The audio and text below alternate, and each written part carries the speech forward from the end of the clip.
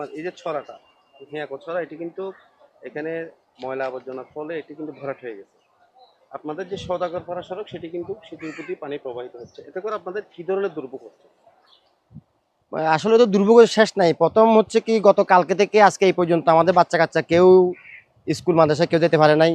এই রাস্তা দিয়ে শত শত স্কুল কলেজে ছাত্রছাত্রীরা চলাফেরা করে, তাদের মধ্যে কেউ স্কুল কলেজে যেতে পারে না। সবচেয়ে বড় মানে যে ক্ষতিটা হচ্ছে কি, ছোট ছোট কোমলমতি বাচ্চারা স্কুল মিস করছে, এটা হচ্ছে প্রথম। দ্বিতীয়টা হচ্ছে কি, এই জন্য ময়লা ফেলে আমাদের এখানে যারা আছেন, এই যে ব্যবসায়ীরা আছেন, ওনারা স্বেচ্ছাচারিতার কারণে এখানে ময়লা ফেলে আমাদের যে রাস্তা ব্লক করে ফেলছে। এখানে যে পরিবেশ তো দূষণ হচ্ছে, এখান দিয়ে গন্ধের জন্য আমরা এখানে হাঁটতে পারি না, চলাফেরা করতে পারি না। মানে সবসময় আমরা নিষেধ করি, কিন্তু কেউ কারো কথা শুনে না। আমরা আমাদের ওয়ার্ড মেম্বার কামাল উদ্দিনকে যথেষ্ট অনেকবার বলেছি যে আমাদের এখানে কিছু একটা করার জন্য।